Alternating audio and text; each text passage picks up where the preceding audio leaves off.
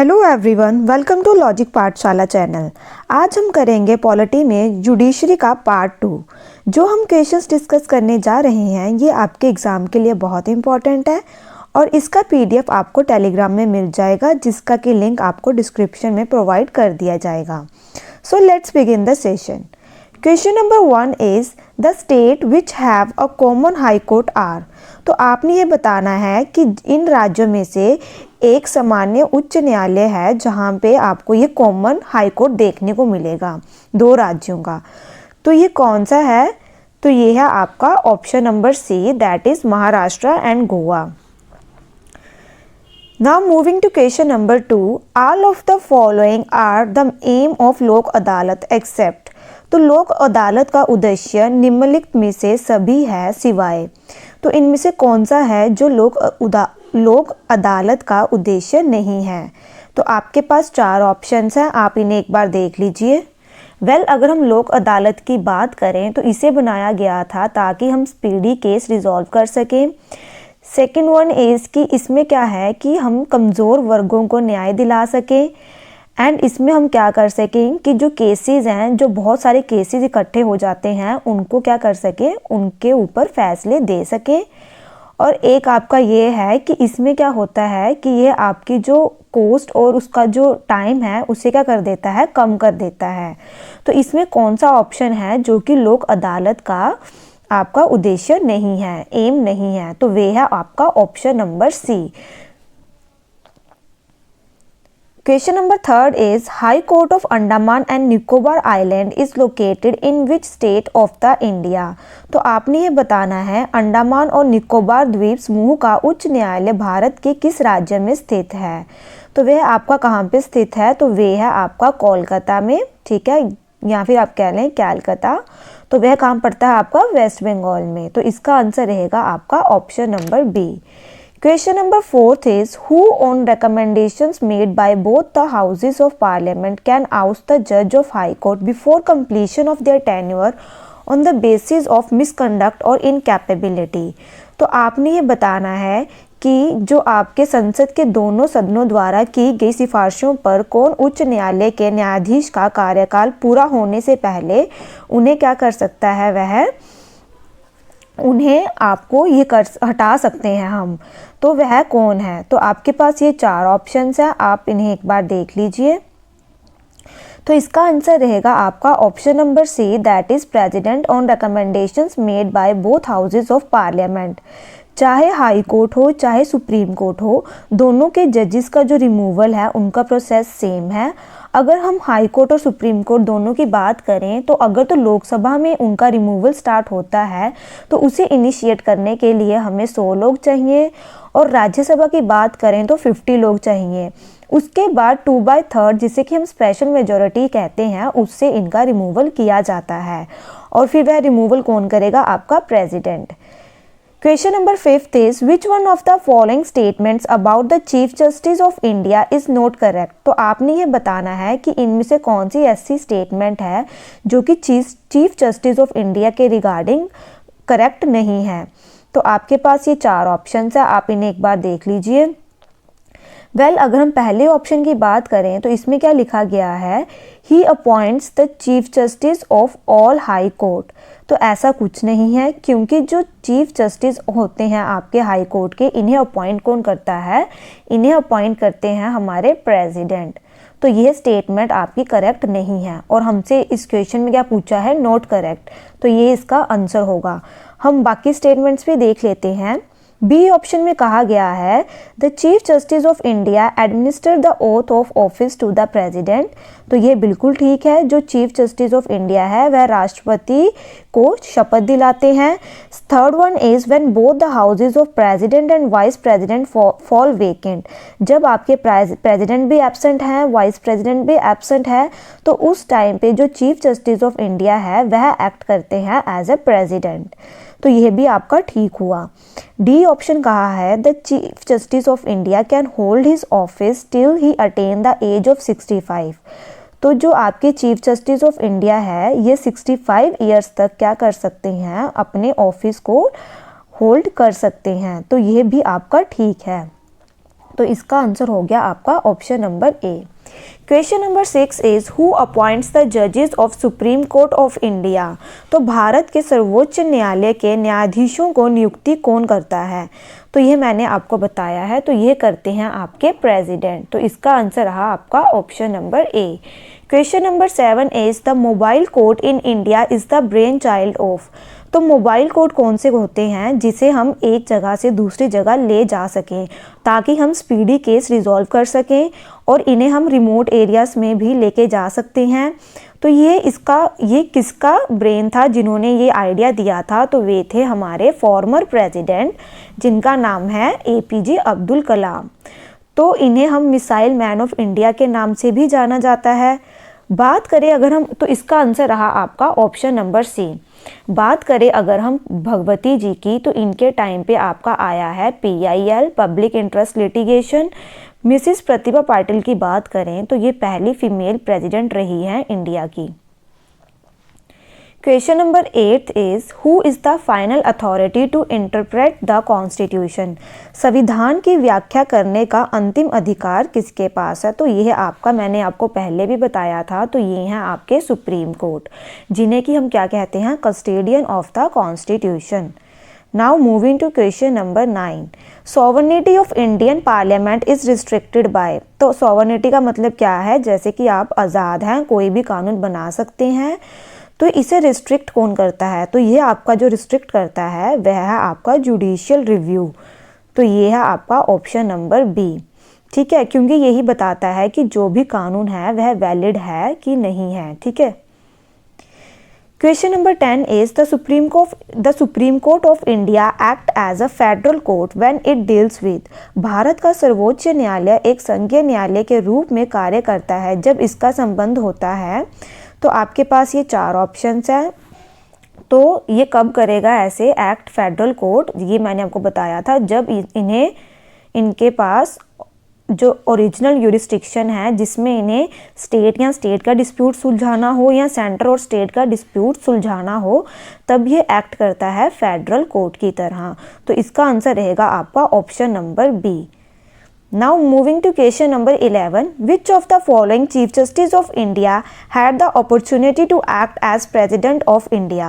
तो इनमें से कौन से ऐसे इंसान रहे हैं, ऐसे चीफ जस्टिस हैं जिन्हें अपॉर्चुनिटी मिली थी जो एज अ प्रेसिडेंट एक्ट करे थे? तो ये कौन थे? तो ये थे हमारे option number C, that is justice M Hidayatullah. तो ये कौन से ईयर में बने थे आपके प्रेसिडेंट? इन्होंने एक्ट किया था प्रेसिडेंट, तो ये बने थे 1969 में। Now moving to question number 12, Article 231 of the Indian Constitution, Establishment of the Common High Court of 2 or more states deal with। तो भारतीय संविधान का अनुच्छेद 231 2 या 2 से अधिक राज्यों के लिए सामान्य उच्च न्यायालय की स्थापना से संबंधित है। तो आपने ये बताना है कि जो आर्टिकल 231 है ये किस में आता है। तो आपके पास ये 4 ऑप्शंस हैं, आप इन्हें एक बार देख लीजिए। तो ये आएगा आपका स्टेट गवर्नमेंट में। जैसे कि मैंने आपको बताया था कि एक अमेंडमेंट हुई थी, 7th अमेंडमेंट, जो कि आपकी 1956 में हुई थी, जिसमें यह कहा गया था कि एक हाई कोर्ट 2 या 2 से ज़्यादा स्टेट्स के साथ डील कर सकता है। तो इसका आंसर रहेगा आपका option number A. Now moving to question number 13, who appoints the जजेस ऑफ डिस्ट्रिक्ट कोर्ट। तो ये अब पूछा गया है कि जो जिला न्यायालय हैं उनके न्यायाधीश की नियुक्ति कौन करता है। तो इनकी कौन करेगा नियुक्ति? तो इनकी करते हैं हमारे गवर्नर। तो इसका आंसर रहेगा आपका ऑप्शन नंबर ए। अगर हमें पूछा जाता सुप्रीम कोर्ट के जजेस की, तो वे करते हैं प्रेसिडेंट। हाई कोर्ट के जजेस को भी अपॉइंट कौन करते हैं? आपके president. Now question number 14th is Article 134A of the Indian Constitution, Certificate for Appeal to the Supreme Court deals with। तो ये आपने बताना है कि भारतीय संविधान का अनुच्छेद 134A सुप्रीम कोर्ट में अपील के लिए प्रमाण पत्र से संबंधित है। तो ये किस में आता है आपका? तो इसका आंसर रहेगा आपका option number A, that is state government. तो जो आपकी स्टेट गवर्नमेंट है ये आती है पार्ट 6 में। आर्टिकल 152 से लेकर 237 के बीच जितने भी आर्टिकल्स आएंगे वह स्टेट गवर्नमेंट के अंडर आएंगे। बात करें यूनियन गवर्नमेंट की तो यह आता है पार्ट 5 में, आर्टिकल 52 से 151 के बीच में। फंडामेंटल राइट्स आते हैं पार्ट 3 में, आर्टिकल 12 से 35 के बीच में। डायरेक्टिव प्रिंसिपल्स आते हैं आपके पार्ट 4 में, आर्टिकल 36 से 51 में। तो इसका आंसर आ गया आपका option number A. Question number 15 is, who was the Chief Justice of India when public interest litigation was introduced to Indian judicial system? तो जैसे कि मैंने आपको बताया था कि जो PIL कंसेप्ट है ये आपका मास बेस्ड कंसेप्ट है। इसमें जैसे कि फॉर एग्जांपल अगर हम ले जैसे कोई इन्वायरमेंट इशू हुआ तो क्या कर सकते हैं आप PIL डाल सकते हैं, क्योंकि जो ये इन्वायरमेंट है ये सबके लिए ही, अगर कोई इन्वायरमेंट में कोई प्रॉब्लम आती है तो वो सभी को इफेक्ट डालेगी। तो ये किसके टाइम पे आया था PIL कंसेप्ट आपका? तो ये आया था PN भगवती जी के टाइम पे।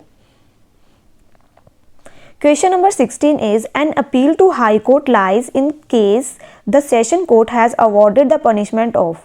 उच्च न्यायालय में अपील उस स्थिति में होती है जब सत्र न्यायालय ने दंड दिया हो। तो कितने साल का दंड दिया हो सेशन कोर्ट ने, तो वह अपील कर सकता है कहाँ पे? हाई कोर्ट में। तो अगर आपको 7 या 7 से ज़्यादा साल की पनिशमेंट मिली हो तो उस टाइम पे अपील किया जा सकता है हाई कोर्ट में। तो इसका आंसर रहेगा option number D. Question number 17 is, acting chief justice of the supreme court in India appointed by. तो जो एक्टिंग चीफ जस्टिस होते हैं सुप्रीम कोर्ट के, उन्हें कौन अपॉइंट करता है? आपके पास 4 ऑप्शंस हैं, आप इन्हें एक बार देख लीजिए। तो इसका आंसर रहेगा option number C, that is president. और ये कौन सी आर्टिकल में लिखा गया है? आर्टिकल 126 में। Question number 18 is, consider the following statements regarding the high court in India. तो पहली स्टेटमेंट क्या दी गई है? There are 18 high courts in the country. नहीं, इस टाइम पे हमारे कितने हाई कोर्ट हैं? 25। 3 of them have jurisdiction over more than one state। तो इन्होंने कहा है कि उनमें से 3 का एक से अधिक राज्यों पर अधिकार क्षेत्र है। तो ऐसा कुछ नहीं है, क्योंकि 3 से ज़्यादा का एक या एक से ज़्यादा स्टेट के ऊपर आपका jurisdiction है। जैसे कि हमारे पास कौन कौन सी हैं? आपके पास है कोलकाता, ठीक है, कोलकाता हाई कोर्ट का बात करें तो ये किस किस को देखती है आपकी? ये आपकी कोलकाता को देखेगी और साथ में अंडमान एंड निकोबार को देखेगी। फिर आपकी बॉम्बे हाई कोर्ट आ गई, ये भी अलग अलग स्टेट्स को उसमें आती है, देखती है। फिर अगर हम बात करें, एक आ गई Punjab and Haryana high court आ गई आपकी। फिर हम बात करें आपके इसकी, जहाँ ये जो आपका केरल और जो लक्षद्वीप है, ये आपकी किस में आती है? कौन से हाई कोर्ट में आती है? ये आप मुझे कमेंट बॉक्स में बताएंगे किसके अंडर इसका यूरिस्डिक्शन आता है। बात करें अगर हम मद्रास हाई कोर्ट की, तो इसमें आपका तमिलनाडु और पुडुचेरी वाली स्टेट्स आती हैं। तो ये इसमें आपका सेकंड ऑप्शन जो है, थर्ड ऑप्शन है, वह गलत हो जाएगा, ठीक है। फर्स्ट ऑप्शन भी आपका गलत है। बात करें अगर हम थर्ड ऑप्शन की, no union territory has high court of its own. किसी भी केंद्र शासित प्रदेश का अपना उच्च न्यायालय नहीं है। तो यह भी गलत है, क्योंकि दिल्ली का अपना ही आपका क्या है? हाई कोर्ट है। तो दिल्ली आपकी यूटी है। फिर वहाँ से आपका JNK और लद्दाख का भी हाई कोर्ट है। बात करें अगर हम फोर्थ पॉइंट की, तो जजेस of the high court hold office till the age of 62। तो यह आपका ठीक है। जो आपके जज होते हैं हाई कोर्ट के, इनकी रिटायरमेंट एज होती है 62 ईयर्स। और अगर हम सुप्रीम कोर्ट की बात करें तो इनकी रिटायरमेंट होती है 65 ईयर्स। तो इसका आंसर रहेगा आपका option number D. Question number 19 is, which one of the following is related to advisory jurisdiction of the Supreme Court? तो निम्नलिखित में से कौन सर्वोच्च न्यायालय के सलाहकार क्षेत्र अधिकार से संबंधित है? तो कौन ले सकते हैं इनसे सलाह? तो वे हैं आपके president of India seeks opinion on law और फैक्ट। और ये कौन से आर्टिकल में है? आपका आर्टिकल 143 में। और जो सुप्रीम कोर्ट इन्हें एडवाइस करता है वह प्रेसिडेंट के ऊपर बाइंडिंग नहीं होती। Question number 20th is, which article of Constitution of India deals with the appellate jurisdiction of Supreme Court in connection with constitutional cases? Bharat के संविधान का कौन सा अनुच्छेद संवैधानिक मामलों के संबंध में सर्वोच्च न्यायालय के अपीलीय क्षेत्राधिकार से संबंधित है? तो जो आपका अपेलेट यूरिस्डिक्शन है, ये कौन से आर्टिकल में आता है? तो ये आता है आपका आर्टिकल नंबर 132 में। बात करें अगर हम 131 की, तो इसमें आपका बताया गया है किसके बारे में, ओरिजिनल यूरिसडिक्शन के बारे में, जिसमें कि अगर स्टेट और स्टेट का कोई डिस्प्यूट हो या सेंटर और स्टेट का डिस्प्यूट हो तो उनका क्या किया जाता है, वह उनका समाधान किया जाता है। बात करें अगर हम आर्टिकल 133 की, तो इसमें सिविल केसेस के लिए अपील किया जाता है और अंडर आर्टिकल 134 में क्रिमिनल केसेस के लिए अपील किया जाता है। क्वेश्चन नंबर 21 इज द जजेस of high court are administered oath of office by. तो वेल जो इन्हें ओथ प्रोवाइड करते हैं जजेस ऑफ हाई कोर्ट को, तो वह कौन करते हैं, आपके गवर्नर। इनका जो अपॉइंट इनका जो करेंगे वह करेंगे आपके प्रेसिडेंट, और जो इनको सैलरी मिलेगी वह कहाँ से मिलेगी, कंसोलिडेटेड फंड जो होता है आपका स्टेट का, वहाँ से मिलेगी। लेकिन जो पेंशन मिलेगी वह कहाँ से मिलेगी, कंसोलिडेटेड फंड ऑफ इंडिया से। तो ये पॉइंट्स आप याद रखना। Question number 22 is in which year was high court in Madras establish. तो आपने ये बताना है कि मद्रास में उच्च न्यायालय की स्थापना किस वर्ष हुई थी। आपके पास 4 ऑप्शंस हैं, आप इन्हें एक बार देख लीजिए। तो जैसे कि मैंने आपको पहले भी बताया था कि जो आपका ये एक्ट आया था कोर्ट का, ये आया था 1861 में, और 1862 में हमारे पास 3 कोर्ट्स बनी थी। एक थी आपकी बॉम्बे, एक थी कलकत्ता और एक थी आपकी मद्रास। तो ये बनी थी आपकी 1862 में। Question number 23 is chief justice of supreme court is appointed by. तो उच्च न्यायालय के मुख्य न्यायाधीश की नियुक्ति किसके द्वारा की जाती है, तो वे की जाती है प्रेसिडेंट के द्वारा। तो इसका आंसर रहेगा आपका ऑप्शन नंबर डी। और ये कौन से आर्टिकल में दिया गया है आपका, ये आप कमेंट बॉक्स में बताएंगे। Question number 24 is chief justice of a high court is appointed by. जो हाई कोर्ट के चीफ जस्टिस है इन्हें कौन अपॉइंट करता है। तो आपके पास 4 ऑप्शंस हैं, आप इन्हें एक बार देख लीजिए। तो इन्हें अपॉइंट करेंगे आपके president on the advice of governor of state concerned and the chief justice of India. तो इसका आंसर रहेगा आपका option number D. Question number 25 is salaries of जजेस of supreme court are determined by. तो सर्वोच्च न्यायालय के न्यायाधीशों का वेतन किसके द्वारा निर्धारित किया जाता है। सैलरी आपकी इंक्रीज होती है या डिक्रीज होती है। डिक्रीज जब होती है, जैसे कि कोई इमरजेंसी लग जाए, तो ये इंक्रीज और डिक्रीज के बारे में सब चीज़ें ये कौन डिसाइड करेगा, आपका पार्लियामेंट। तो इसका आंसर रहेगा आपका option number C. Question number 26 is judicial review in Indian constitution is based on.